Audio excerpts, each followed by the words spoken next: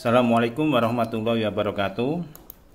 Pada pertemuan kita kali ini atau pada video kali ini saya akan menyampaikan materi lanjutan. Jadi kalau pada pertemuan sebelumnya atau pada video sebelumnya kita membahas limit fungsi trigonometri bentuk dasar yang pada intinya melanjutkan atau menggunakan teorema atau teori-teori sifat-sifat yang ada pada limit fungsi aljabar ya.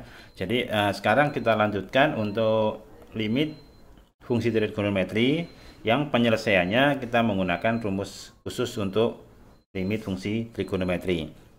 Yang di bagian ini saya akan bahas tentang limit x mendekati 0 untuk x per sin x dan limit x mendekati 0 untuk sin x per x. Jadi seperti saya sampaikan di awal bahwa materi kita untuk matematika peminatan tidak terlalu banyak, sehingga materinya saya buat sedemikian rupa, tidak terlalu banyak juga untuk setiap pertemuannya supaya lebih mudah dipahami. Jadi yang bagian ini saya hanya membahas tentang limit x mendekati 0 untuk x per sin x. Ini kalau kita terapkan yang sifat kemarin hasilnya pasti 0 per 0 atau bentuk tak tentu ya. Jadi kalau disubstitusikan langsung bentuknya 0 per 0, kita sederhanakan juga tidak bisa, sehingga kita harus menggunakan aturan ini. Limit x mendekati 0 x per sin x itu sama dengan 1. Dapat dari mana? Nah, dalam video ini akan saya tunjukkan bagaimana supaya mendapatkan nilai 1 tersebut. Nah, ini ya limit x mendekati 0 untuk x per sin x sama dengan 1. Limit x mendekati 0 untuk sin x per x itu juga sama dengan 1. Ini kalau kita pakai PowerPoint-nya kita bisa langsung ke contoh, kita bisa juga menggunakan yang kiri ini untuk menunjukkan buktinya ya. Nah, di video kali ini saya mulai dari bukti ini.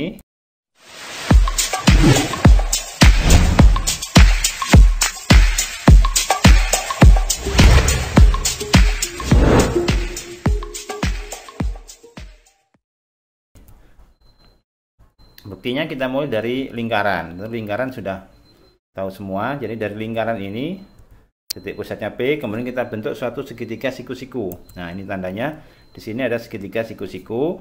Nah, dalam teori atau dalam konsep trigonometri ya, kita selalu berhubungan dengan segitiga siku-siku. Ini hipotenusa, ini sisi yang di depan sudut, ini sisi yang di samping sudut. Ini perbandingan sinus, kosinus dan tangen. Jadi, nah ini kita misalkan P, Q, dan R. Nah, ini R kecil ini adalah jari-jari. Jadi PR ini, panjangnya PR itu sama dengan panjangnya jari-jari lingkaran kuning ini ya. Di sini PR adalah sisi hipotenusa dari segitiga PQR. Sedangkan X adalah sudut ya, sudut yang ada di sini. Nah, kemudian setelah ini kita buat segitiga baru yang merah ini ya, ketutup. Yang merah ini siku-siku juga, kita beri nama PTS ya, segitiga PTS, ini siku-siku di T. Nah, panjangnya PT ini juga jari-jari lingkaran kuning, sehingga PT dengan PR sama ya. PT dan PR sama, itu perhatikan. Jadi PT PR sama karena sama-sama jari-jari dari lingkaran kuning itu. Nah, dari sana kita coba cari luas masing-masing. Ada segitiga apa ini, hijau, ada segitiga merah, kemudian ada lingkaran kuning. Kalau saya potong di sini ya, ini ada bentuk, kalau yang kelihatan kuning aja, ini yang kecil ini namanya tembereng. Tapi yang kita lihat sekarang, coba kalian lihat bentuk PTR atau PRT. Di sini bentuknya adalah juring ya. Jadi ada juring kuning PRT yang tertutup sebagian oleh segitiga hijau dan sebagian lagi dia menutupi segitiga merah ya. Jadi ini ada 3 bentuk yang kita fokuskan: segitiga hijau, juring kuning PRT, dan juga segitiga PTS ya. Ini kita fokuskan pada 3 bentuk datar itu. Nah, sekarang kita cari masing-masing luasnya. Segitiga PQR, nah kalau kita menggunakan sinus, berarti kan sudut di depan, sisi di depan sudut dibagi dengan hipotenusa. Hipotenusanya yang ini PR. Sehingga QR ini sama dengan R, sama dengan jari-jari. Jadi sin X sama dengan QR per R. Sehingga, nah ini, sehingga panjangnya QR, nah QR ini sisi depan sudut sama dengan R sin X ya. Jadi kenapa kita nyari QR? Karena nanti luas segitiga yang hijau itu rumusnya adalah setengah kali alas kali tinggi. Alasnya PQ, tingginya QR, makanya kita butuh QR. Nah satunya lagi kita butuh PQ. Nah kita butuh PQ, kita gunakan aturan cosinus atau konsep cosinus. Perbandingan cosinus. Cosinus X itu sisi di samping ini dibandingkan atau per sisi hipotenusa atau sisi terpanjang, sehingga cos X sama dengan PQ per R. Dengan demikian apa, PQ-nya sama dengan R cos X. Ya, udah ketemu ya. Jadi panjangnya QR itu R sin X, panjangnya PQ itu R cos X, sehingga luasnya, luas PQR sama dengan setengah kali PQ kali QR, atau setengah kali R cos X kali R sin X, sama dengan setengah R kali R kuadrat cos X sin X. Udah ketemu ya. Ini untuk luas segitiga yang hijau, jadi setengah R kuadrat cos X kali sin X. Sekarang kita lihat yang juring. Juring benar. Juring PTR ya. Juring PTR yang kuning sebagian tertutup oleh hijau. Jangan dilihat yang kuning kecil ini ya. Juring PTR, kita lihat ini materi yang sudah diajarkan sebelumnya, bahkan mungkin SMP ya. Luas juring PTR itu dibanding luas lingkaran sama dengan sudut pusat per sudut penuh. Maksudnya sudut penuh ini sudut satu lingkaran atau 360 derajat. Hingga luas juring PTR, luas lingkaran, kita sudah hafal semua rumusnya, PR kuadrat. Sudut pusatnya ini X per sudut lingkaran penuh, itu 2pi atau 360 derajat. Sehingga luas juring PTR itu apa?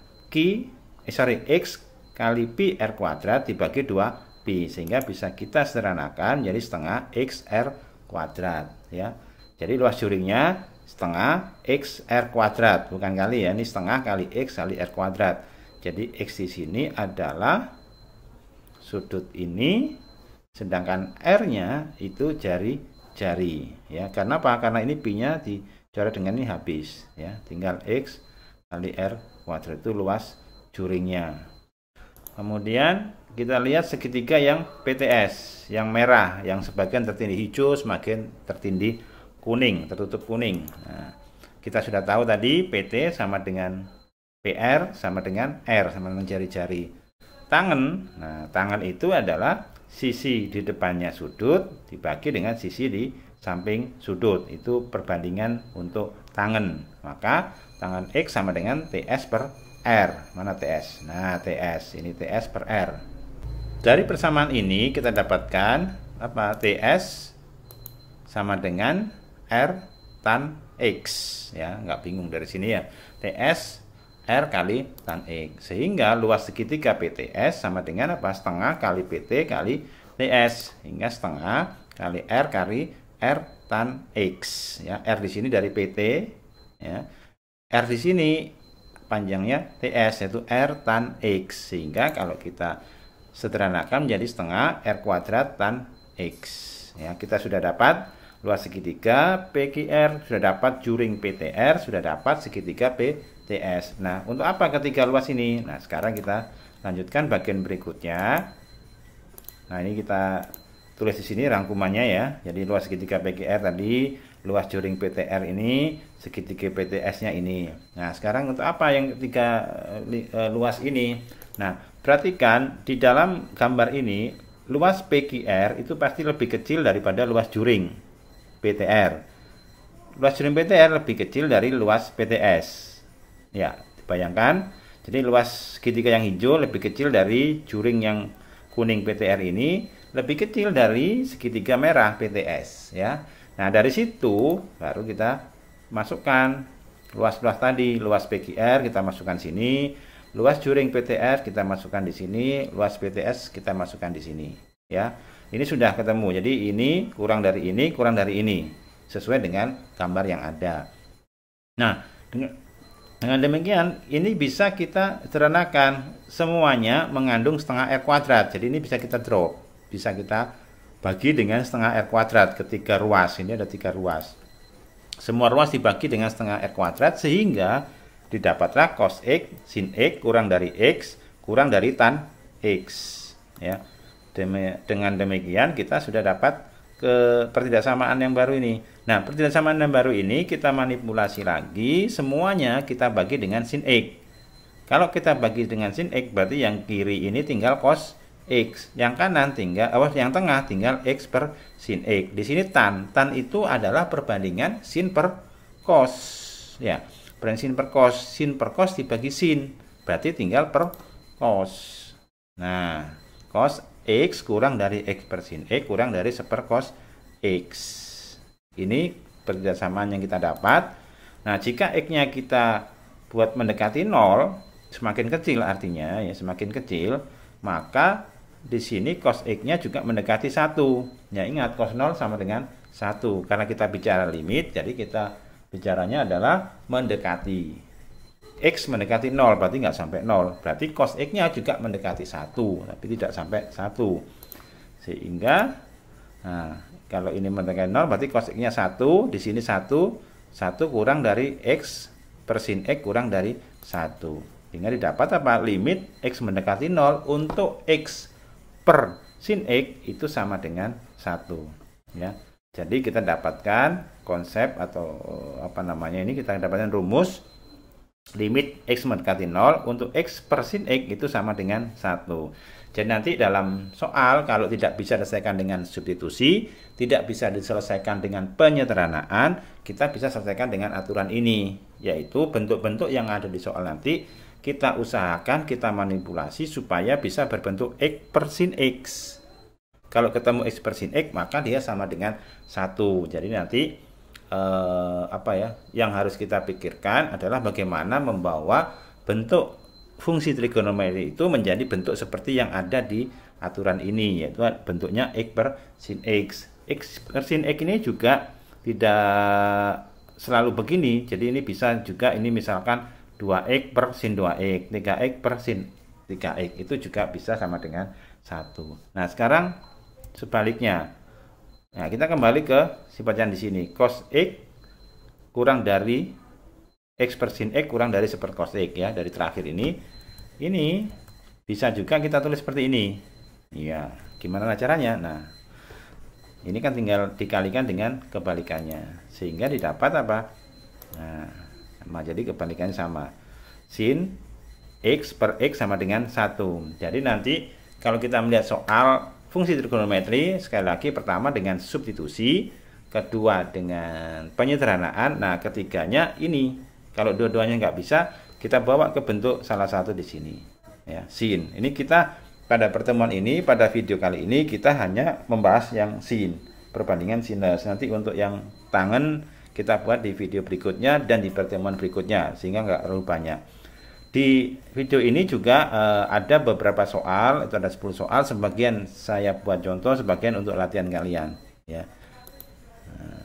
Oke, contohnya seperti ini. Nah, ini sin 2X per X, betul ya, X yang mendekati 0, tapi ini tidak memenuhi rumus tadi, karena di sana koefisien X-nya harus sama, di sini 2X, di sini X, itu tidak sama, sehingga kita manipulasi, caranya seperti ini, sin 2X per X, kali, kita kalikan dengan 2X per 2X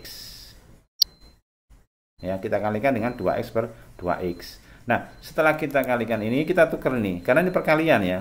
Kenapa kok 2X per 2X? Ya, karena 2X per 2X itu hasilnya juga 1. Jadi nilai limit ini kita kalikan 1, berarti tidak merubah nilai. Makanya kita buat 2X per 2X. Kenapa kok 2X?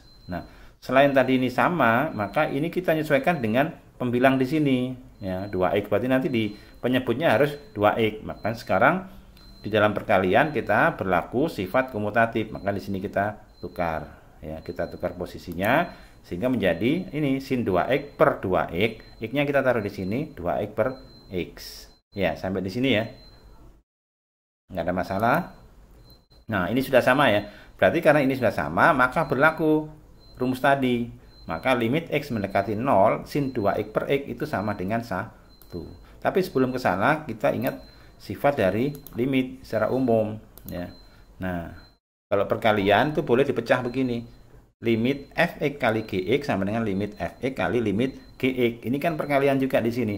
Berarti kita pecah dulu limit sin 2x per 2x kali limit x mendekati 0 2x per x ya. Sesuai dengan konsep ini, sesuai dengan sifat ini. Ini berlaku juga di limit fungsi aljabar ya. Sehingga di sini ini x dibagi x kan 1 ya. Tinggal limit x sama dengan limit x mendekati 0 untuk 2. Limit untuk konstanta dalam hal ini 2 ya.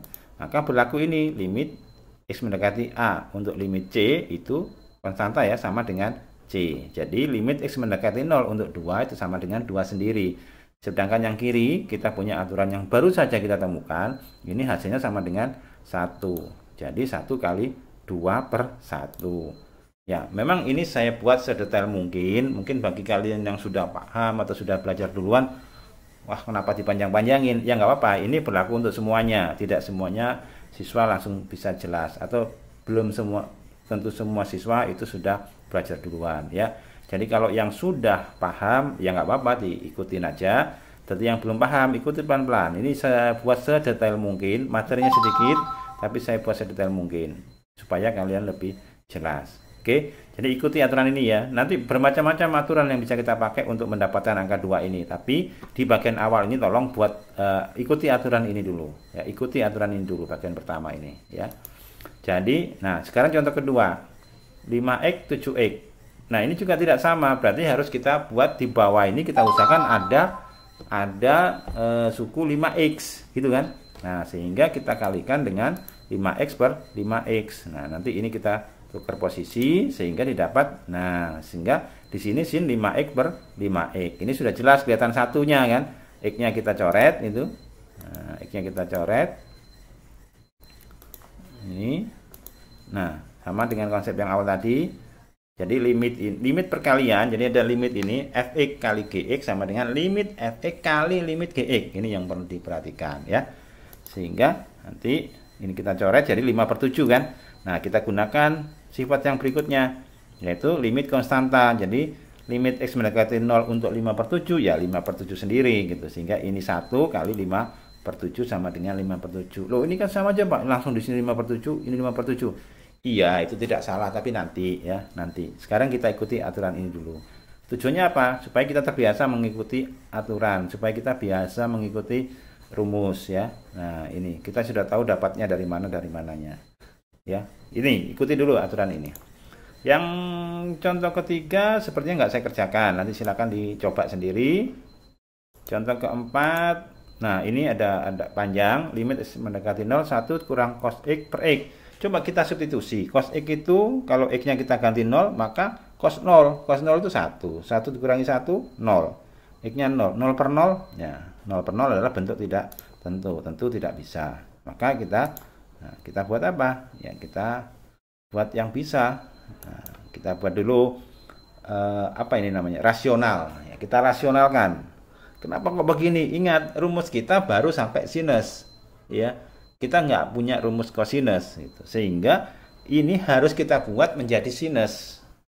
Caranya, nah pertama ini kita kalikan dengan sekawan. Ini nama sekawan. Ini 1 dikurang cos, ini 1 plus cos. Tapi kalau yang atas saja dikalikan, tidak boleh. Yang bawah juga harus ikut. Supaya tidak merubah nilai. Ingat, 1 plus cos x per 1 plus cos x itu sama dengan 1. Maka ini tidak merubah nilai. Ini bisa kita operasikan. Nah, 1 min cos x kali 1 plus cos x. Berarti 1 dikurang cos kuadrat x. Ini sebenarnya adalah 1 kuadrat. Ya kan? Nggak perlu ditulis. Ingat, A dikurang B kali A plus B. Itu dulu A kuadrat dikurang B kuadrat. Ini X kali 1 plus cos X. Ya, biasa kan perkalian. Nah, 1 min cos kuadrat X itu sama dengan sin kuadrat X. Ya, harusnya saya tulis ya tadi. Tapi nggak apa-apa. Saya yakin kalian masih ingat. Ini kan ya konsep awal dari trigonometri ya. Kalau sin kuadrat X sama dengan apa? Sin kuadrat X ditambah cos kuadrat X sama dengan 1. Maka 1 kurang cos kuadrat X sama dengan sin kuadrat X. Yang bawah atau penyebutnya dibiarkan. Nah, dari sini sin kuadrat X bisa kita pecahkan jadi sin X kali sin X. Sekali lagi, kalau yang sudah paham ya nggak apa-apa. Kita ikuti aja dulu ya. Kita pelan-pelan. Kita tulis sin X kali sin X, penyebutnya kita biarkan. Kemudian kita pisah, ini kan perkalian ya, jadi kita bisa kalikan aja. Jadi limit X mendekati 0 untuk sin X per X kali limit X mendekati 0 untuk sin X per 1 plus cos X. Ini sudah ada di rumus yang tadi ya. Jadi limit X mendekati 0 untuk sin X per X itu sama dengan 1. Ya, nggak masalah kan? Nah, sekarang yang kanan kita substitusikan. Nah, karena kita substitusikan, maka notasi limitnya nggak perlu kita tulis lagi. Tinggal sin 0 per 1 plus cos 0. Ingat, sin 0 itu 0. 1 plus cos 0 itu 1. Jadi 1 tambah 1. Seperti ini. Ya. Iya. Nah, 1 kali 0 hasilnya, ya hasilnya 0. Iya, tapi proses ini yang penting ya. Bukan masalah nolnya gitu ya. Proses ini yang penting kita lalui panjang. Kenapa sih kok selalu detail gini? Bagi saya ini penting. Kalau yang sederhana ini kita paham, insya Allah nanti kalau yang lebih complicated, lebih kompleks, itu kita akan mudah. Tapi kalau kita bisa jumping, 0 sudah 0, itu nggak tahu proses ini, nanti takutnya kesulitan kalau soal yang lebih kompleks, ya lebih sulit. Oke. Yang contoh kelima, limit 1 dikurang cos 4x per X kali sin X. Ya, sepertinya ini nggak saya bahas ya. Oh, nggak saya bahas. Silakan dikerjakan sendiri. Nah, ini terbalik saya. Nggak apa-apa. Jadi ini hitungan limit H. Ini H. Perhatikan. Perhatikan di sini yang siswa sering salah. Kita kebiasaan di sini nggak pakai X. Ya nggak apa-apa. Sekarang kita ganti H. Jadi perhatikan betul ini. Karena nanti di sini ada beberapa huruf yang berbeda. H sama mendekati 0. Berarti yang kita ganti 0 itu hanya, bukan X-nya. Ingat. Yang kita ganti 0 itu H, bukan X. Kenapa? Karena sini limitnya H mendekati 0. Oke. Nah, untuk ini kita gunakan aturan ini, sifat ini. Di kelas 11 ini ya. Kelas 11, ini saya juga yang ngajar kalian kan. Yang kelas 12 MIPA 9 ini. Ini kan, dulu saya ngajarin ini. Mudah-mudahan dulu jelas, sekarang ingat. Jangan sampai dulu nggak bisa, sekarang lupa. Ya. Oke. Oke, kita gunakan ini. Sin A, sin B, berarti ini A, jadi A itu semua ini, X plus H. B-nya itu X. Ini kan sudah dua karakter yang berbeda ya, berarti ini A, ini B, gitu kan. Sehingga ini bisa kita tulis jadi apa? 2 cos, ini kan A plus B per 2, berarti A, ini X plus H, ini B per 2. Ini A, ini B per 2 per H. Kita sederhanakan, nah ini kan X tambah X 2X. Ini X kurang X 0, berarti tinggal H saja ya. Ini juga gitu. Nah, ini menggunakan konsep tadi apa? Perkalian. Ini kan perkalian. Jadi 2 cos 2X plus H per 2 kali sin H per 2. Ini kita bisa. Hanya terserah kita mau ikut ini apa ikut ini, kan hanya cuma 1, bukan H kuadrat ya. Tapi di sini kita ikutkan yang di sini. Nah, nanti tahu. Kenapa katakan di sini? Karena yang kiri ini kita coba nolnya masuk. Yang kita ganti nol apa tadi? H. Berarti 2X per 2 kan? 2X per 2 itu X. Jadi tinggal begini kan? Cos X aja yang kiri. Ya. Tidak menghasilkan nol kan ini? Karena yang kita substitusi adalah H. Yang mengganti itu H, bukan X. Sedangkan yang kanan, yang sebelahnya ini, nah ini kita manipulasi lagi supaya ketemu aturan yang tadi. Nah, kita kalikan setengah per setengah. Ya. Kenapa? Supaya di bawah muncul setengah H gitu kan. Nah, jadi 2 cos setengah. Langsung ya saya keluarin setengahnya. Karena apa? Limit setengah itu tetap setengah. Setengahnya kita keluarin. Jadi ini setengah H per setengah H. Ingat ya, di sini apa hasilnya? 1. Sehingga ini ada 2 cos 2. Loh kok 2-nya hilang? Ya, 2 kali setengah. Tinggal 1, bukan hilang ya, tapi 1. Cos X tetap ini. Nah, sama dengan 1 kan limit ini. Sehingga cos X kali 1 sama dengan cos X. Jadi limit ini sama dengan cos X. Kalau kalian ingat, ini sebenarnya adalah bentuk turunan, ya kan? Turunan dari sin X. Jadi konsep turunan itu berangkatnya dari limit ini, ya. Nah, jadi kenapa kok turunan bisa ini jadi ini jadi? Nah, itu melalui proses limit sehingga dapatlah turunan atau diferensi. Oke. Contoh 7 sepertinya nggak saya kerjakan. Nah, ya betul nggak saya kerjakan, jadi nanti silakan dikerjakan sendiri. Yang ketiga, yang ke-8 ini saya kerjakan. Nah, sama kita buat konsep yang tadi. Ini ada cos 3x dikurang cos 5x. Nah, ya. Nggak saya tulis ya. Jadi langsung menjadi negatif 2 sin A ditambah B per 2 sin A dikurang B per 2. Kelas 11 lagi. Oke. Ini 3x tambah 5x 8x per 2 jadi 4x. Ini 3x dikurang 5x min x. Ingat min sin ya. Sin min x sama dengan min sin x. Itu juga di kelas 11 tuh ada sifat itu ya. Sin min x sama dengan min sin x. Jadi sin min 30 sama dengan min sin 30 ya. Nah, buka lagi kelas 11. Tapi nggak apa-apa, nanti kalau belum jelas japri saya. Oke, sehingga kita ketemu ada negatif di sini. Nah, negatif kali negatif jadi positif. Di sini munculnya apa? 2 sin 4x kali sin x. Ini ada x kuadrat, berarti kan x kali x itu. Nah, kita buat begini. Kita ikutkan masing-masing. Ini kita pecah. Limit 2 langsung 2 ya. Limit 2 langsung 2, nggak tulis lagi. Gini ya, bertahap ya. Jadi pertama tadi detail, kedua agak kurang detailnya, terus sampai detailnya nanti berkurang. Sehingga nanti pada akhirnya kalian tidak perlu detail, sudah bisa. Jadi untuk jalan pintas itu sebenarnya bukan tiba-tiba, tapi proses panjang dulu sampai kita bisa mendapatkan jalan pintas ya. Itu. Sehingga duanya masuk gini kita keluarin. Nah, tinggal limit sin 4x per x, limit sin x per x. Ini udah jelas kan? Udah ketahuan ya. Ini 1 ya. Nah, langsung saya tulis tinggal ini. Berarti kita kalikan berapa? Supaya ada 4 di bawah. Kita kalikan dengan 4 per 4. Ya, 4 per 4 kan? Jadi muncul 4x. 4-nya kan nanti munculnya limit kali limit 4. Jadi nggak usah kita taruh ke depan sudah. 2 kali 4 limit. Nah, ini 1 kan? 2 kali 4 kali 1. Oke. 8 ya. Sudah. Nggak masalah ya. Contoh 9 nggak saya kerjakan. Contoh 10 juga nggak saya kerjakan. Oke, sampai di sini ya. Sampai di sini.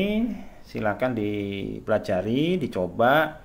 Yang nggak bisa boleh tanya. Ini nggak usah nggak usah dikumpulkan, pelajari saja ya. Untuk pertemuan kita kali ini yang kita bahas adalah sifat limit fungsi trigonometri untuk perbandingan sinus dulu. Nanti pada pertemuan berikutnya akan saya lanjutkan dengan perbandingan trigonometri untuk perbandingan tangen.